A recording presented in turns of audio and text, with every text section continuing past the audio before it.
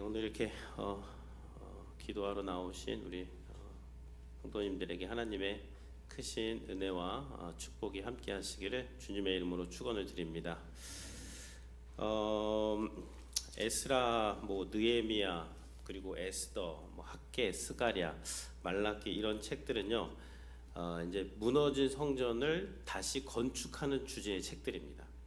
그러니까 오늘 우리가 이제 읽은 이런 본문들은 무너진 가정, 무너진 직장, 혹은 무너진 내 어떠한 부분들, 혹은 무너진 교회, 무너진 어떤 나의 비전 이런 것들을 다시 세우기 위해서 읽기 좋은 책들이 에스라라든지 느헤미야라든지 에스더 그런 학개, 스가랴 이런 책들이 되는 것이죠. 그래서 이런 책들을 보면 이제 무너진 성전이 다시 세워지는 그런 이야기들이 이제 나와 있고요. 오늘 저희가 읽은 이 본문도 결국 다시 성전이 세워진다는 것이죠. 이게 참 놀라운 것입니다. 무너진 것도 충격적이지만 그 무너진 성전이 70년 만에 다시 세워진다. 이 얼마나 참 놀라운 일입니까? 근데 이것이 그냥 된 것이 아니라 이제 오늘 본문에 읽어보면 하나님께서 오늘 본문이 이제 아람어로 기록됐다가 16절부터는 히브리어로 또 바뀌거든요. 그러니까 아람어로 기록된 내용들을 보면 그 당시 페르시아 제국의 어떤 그 독자들을 염두하고 또 이렇게 기록을 한 것이기 때문에 이게 단순히 하나님께서 이스라엘의 민족의 하나님이로 여기서 지금 기록되고 있지가 않습니다. 온 세계, 온 제국들, 왕들을 움직이시고 왕들의 마음을 감동하시고 하나님께서 통치하시고 하나님께서 다스리셔서 그 백성을 돌아오게 하시고 또 지연이 됩니다. 이게 돌아와서 바로 안 돼요. 근데 이제 오늘 완공한 것을 기준으로 보면 그 지연조차도 하나님의 뜻과 섭리 안에서 우리가 배울 점들이 있다는, 지연될 때도 배울 점이 있다는 것이요. 그리고 이제 오늘 본문 같은 경우에는요, 13절에 보시면 다리오 왕의 조서가 내림에 그랬습니다. 드디어 이제 조서가 내려졌어요. 조서를 찾아서 고발장이 접수되어서 성전 중단되는 듯하지만 그 고레스의 조서를 찾게 되고 다리오 왕의 행정명령을 제대로 내리죠. 어제 봤습니다. 그런 행정명령이 내려지니까 어떻게 하죠? 신속히 준행하니라. 다뜨네, 스달보스네 다 방해자들이었습니다. 근데 이 사람들이 왕의 조서가 내려지는 것 아주 그 위험이 있는 조서였죠. 이걸 변조하거나 이것을 지키지 않으면 거름더미로 만들어 버리겠다. 집에 들보를 빼내 버리겠다. 이런 왕이 거기다 그런 이야기를 하니까 신속히 준행하였다. 그렇게 말씀을 하고 있습니다. 그래서 신속히 언제 되는가? 이제 거의 한 60년이 넘게. 근데 오늘 본문에는 신속하게. 그러니까 하나님의 때가 되면 신속하게. 그러니까 우리가 기다리면서 지연될 때도 하나님이 신속하게 하시면 신속하게 된다라는 믿음이 있으셔야 돼요. 그럼 덜 답답합니다. 근데 하나님이 하시면 하나님의 때에 하나님의 방법으로 하나님의 시간에 하나님의 장소에서 그런 것들을 찾게 하시고 지금 조서가 내려지니까 신속히 준행이 되잖아요. 일이 되려 그러면 이제 되는 거예요. 14절에 보면 이제 하나님이 성전을 신속하게 건축하게 하실 때 4년 만에 이제 완공이 되는데, 기초공사하고 중단된 공사가 4년 만에 완공이 되는데 14절에 보면 유다의 장로들이 선지자 학개와 이또의 손자 스가랴의 권면을 따랐으므로 그랬습니다. 그러니까 하나님이 하나님의 일을 하실 때는요, 선지자들을 일으키십니다. 선지자 누구? 스가랴, 학개. 그 선지자를 일으킨 건 뭐예요? 사람을 일으킨 게 아니라 선지자가 상징하는 건 뭐죠? 하나님의 말씀. 선지자를 통해서 백성들에게 하나님의 말씀을 계속 보내는 거예요.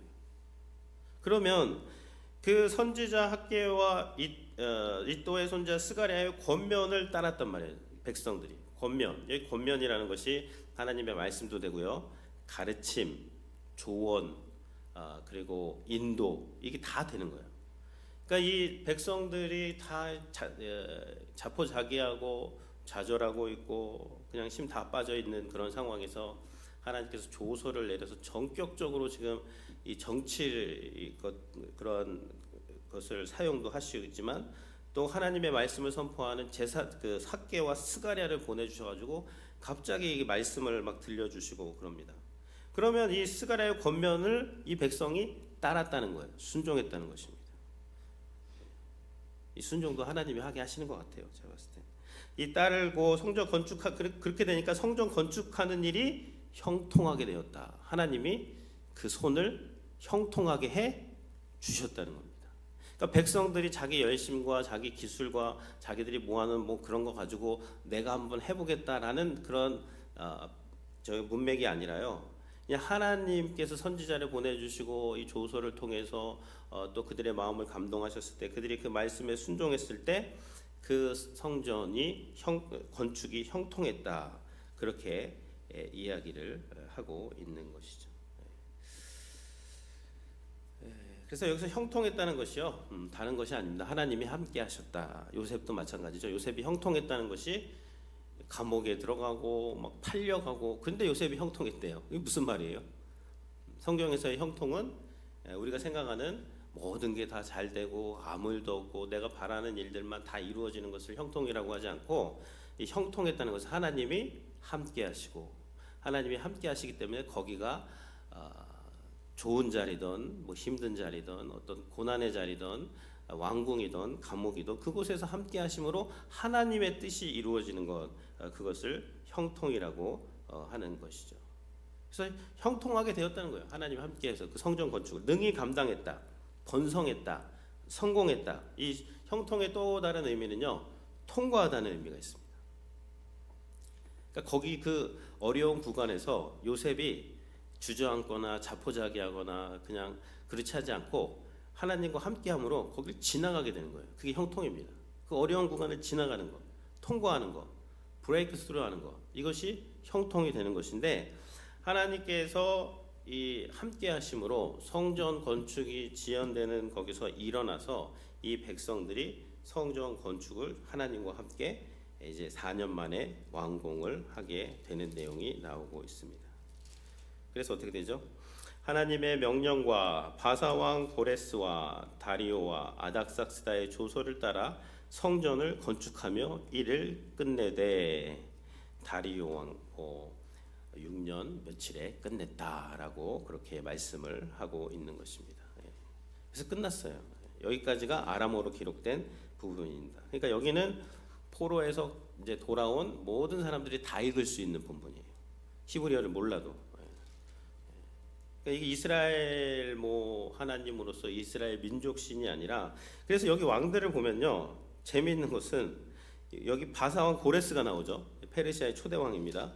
그다음 다리오 왕이 나오죠. 이 조서를 내렸던 왕이고, 그다음 아닥삭스다의 조서는 언제 했냐면 이 성전 완공 이후에 한 50년 이후에 나타나는 왕이 아닥삭스다 왕입니다.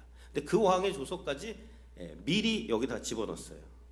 그래서 끝냈다. 그러니까 이게 의도적으로 이렇게 하게 되는 것이고, 여기 1절에 보면요, 바벨론이라는 이름도 나옵니다. 바벨론의 보물 창고. 그리고 마지막 절에 보면요, 아수르 왕의 마음을 그들에게 돌려. 아수르 왕이 아니죠. 정확하게 말하면 고레스 왕의 마음을 돌린 거예요. 고레스와 다리오 왕의 마음을 돌린 거거든요. 그러니까 이제 여기 이 에스라서를 기록하신 분은 여기 6장에다가 지금 다 집어넣었어요. 바벨론 나오죠. 그 이전에 아수르 제국 나오죠. 바벨론 나오죠. 페르시아의 고레스, 다리오, 아닥삭스다, 막 이런 왕들이 다 나오는 거예요. 과거와 현재와 앞으로 나올 그런 왕들까지 다 이렇게 나오면서 결국 성전을 완공하게 하신 분이 누구시냐, 그거예요. 하나님이 이 모든 제국의 왕들, 이스라엘 안에서만 일하시는 것이 아니라 이 모든 제국의 흥망성쇠 가운데서 하나님께서 이 사람들을 다 마음을 움직이시고 또 권면하시고 그런 것들을 통해서 드디어 성전이 다리오 왕 제6년 아달 월 3일에 성전을 끝내니라라고 하면서 기록이 되고 있습니다. 그러니까 이런 것들을 보면요, 참 이게 우리의 시야가 달라지는 것이죠. 하나님이 다스리고 있구나, 하나님이 통치하시는구나, 기도하게 되고 또 하나님이 전격적으로 하실 때는 순종하면서 또 이렇게 참여하면 되고요, 지연될 때는 또 하나님의 말씀 가지고 내 자리를 지키면서 또 그 일들을 해 나가면 되는 것이죠. 그럴 때 하나님의 일들이 일어나는 것입니다.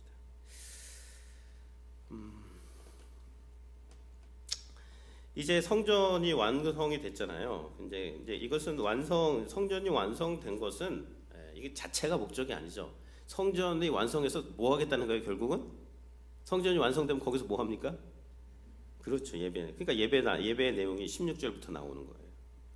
그래서 이제 봉헌식을 하게 됩니다. 봉헌식을 하게 되는데 17절에 보시면 하나님의 성전 봉헌식을 행할 때에 숫소 100마리, 수양 200마리, 어린 양 400마리, 합치면 700마리죠.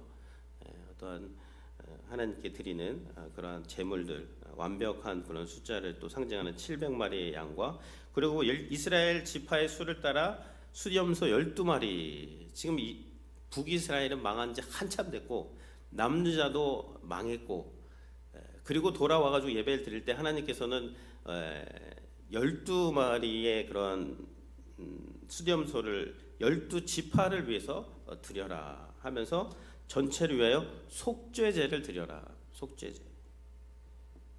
하나님 성전을 지으시고 결국 다 무너지고 흩어지고 다 갈라진 그 사람들을 다시 하나로 엮는 그 제사를 통해서 그들의 죄를 사하는 속죄제를 지금 드렸다라고 말씀을 하고 있습니다. 그래서 18절에 보시면요, 제사장을 그 군반대로 레위 사람을 그 순차대로 세워 예루살렘에서 하나님을 섬기게 하되 모세의 책에 기록된 대로 하게 하니라. 모세의 책에 기록된 대로. 종교 개혁을 할 때 이 종교 개혁을 하시는 분들이 외쳤던 슬로건이 뭐죠? 오직 성경. 그러니까 개혁은 뭐냐면요, 성경으로 돌아가는 거예요. 지금 성전을 다시 세운다는 건 뭐죠? 이게 하나님이 다 도와주셔 결국 이 말씀대로 거기서 예배하고 속죄제를 드리라는 거예요. 속죄제. 모세의 율법에 기록된 대로. 그러니까 우리가 오늘도 마찬가지, 오늘도 새벽에도 나오셔서 이렇게 기도하고 예배하시고, 내일도 주일 예배 때 또 많은 성도님들이 나와서 하나님을 예배하고 하나님을 경배하는데, 거기에 핵심은 뭐죠? 속죄제인데요. 그 6월절까지 보겠습니다. 19절에 보면 이 봉헌식을 하고 속죄제를 드렸어요. 그 다음에 한 달 후 정도에 바로 6월절을 맞이하게 됩니다. 그래서 그 사로잡혔던 곳에서 돌아와서 성전을 건축하고 지금 처음으로 드리는 6월절, 얼마나 이 백성들이 그 6월절 이야기를 들었을 때 놀랐겠어요.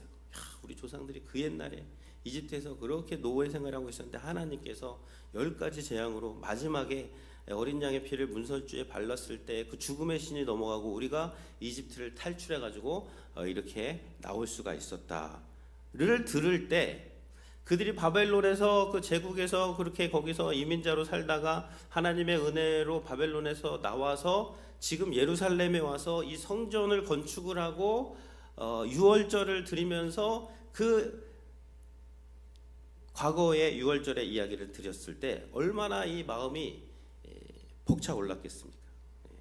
야, 하나님 과거에 이집트만 구원하신 분이 아니라 새 출애굽, 우리를 바벨론에서 구원하시는 그런 분이구나 라면서 6월절을 지키고 구교절을 지키고, 거기서 이제 그렇게 하니까 어떻게 됐죠?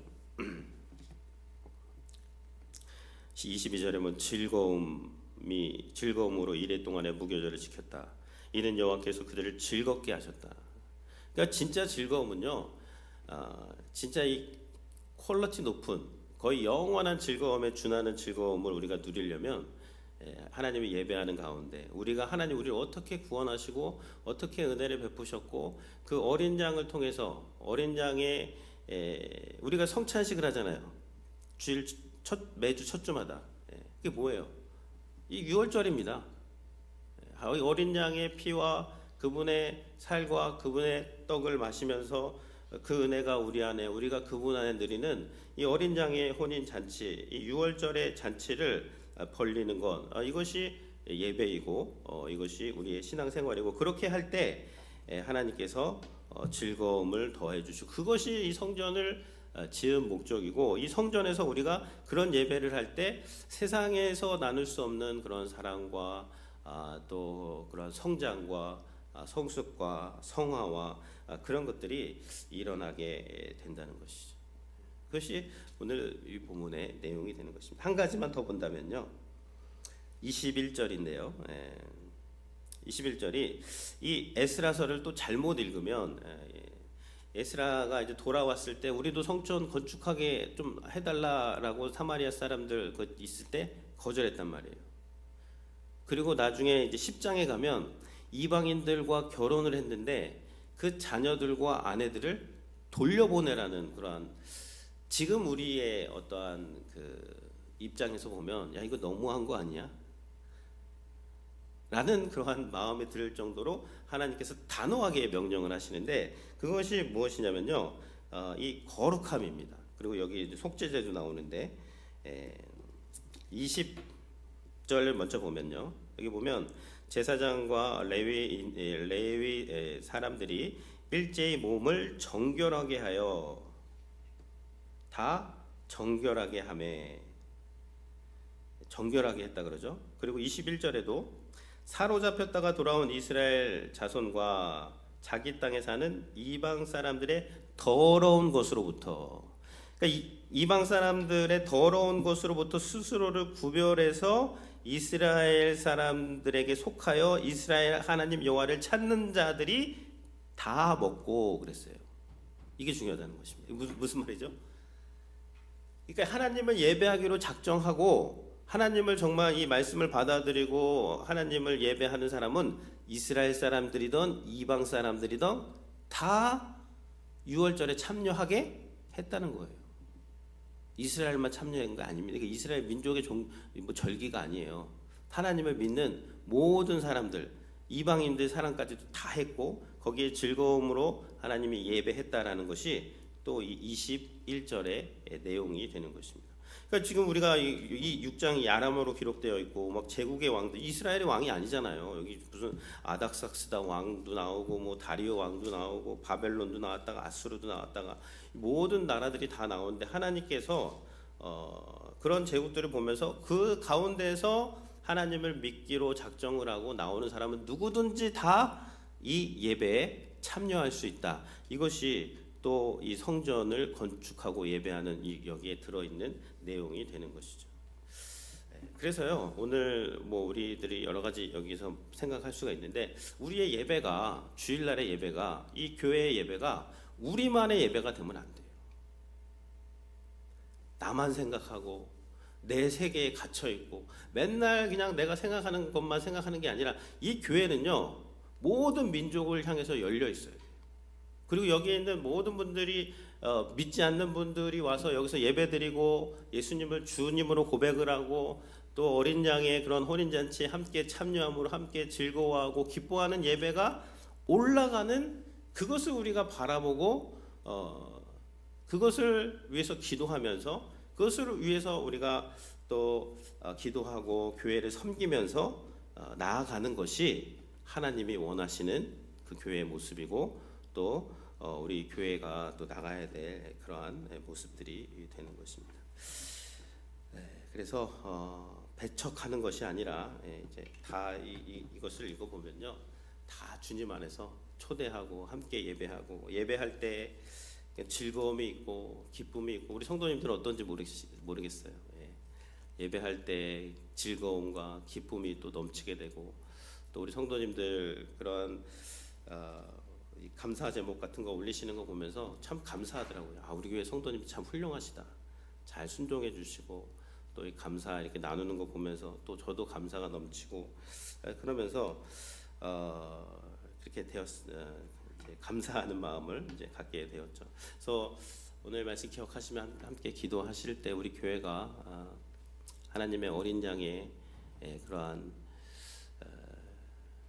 6월절에 그 잔치가 매 주일 예배마다 올려지는 그러한 그 예수 그리스도 중심적인 예배가 될 수 있도록 그렇게 하시고요. 그것이 매일 나의 삶 속에서 내 마음 가운데서 일어나는 또 예배가 되어야 합니다. 그리고 제국의 흥망성쇠를 하나님께서 붙잡고 계시기 때문에 내 인생, 내 어떠한 계획, 우리 교회를 향한 하나님의 뜻 다 있습니다. 문제는 내가 그것을 바라보고 기도하고 순종하고 그 권면들의 말씀이 들려지고 하는 것들인가가 그게 문제입니다. 그래서 우리가 그런 하나님을 신실하심을 안다면요, 정말 가슴 떨릴 수 있어요. 가슴 떨리는 마음으로 기도하고 기다리고 아무 일도 일어나지 않아도 지연되는 상황에서도 가슴 떨리는 그런 벅참이 있을 수가 있다는 것이죠. 하나님을 신뢰하게 되면. 그래서 우리 성도님도 어떤 상황에 있든지 간에 이렇게 되시고요. 결국 근데 권면을 들으셔야 돼요. 감정이라든지 내 생각이 절대가 아닙니다. 그거 내려놓으셔야 됩니다. 그리고 하나님의 말씀은 절대예요. 그러니까 그 말씀을 들으시고 그런 것들 다 내려놓으실 때 하나님이 형통하게 하시고 하나님의 일을 이루신다는 것.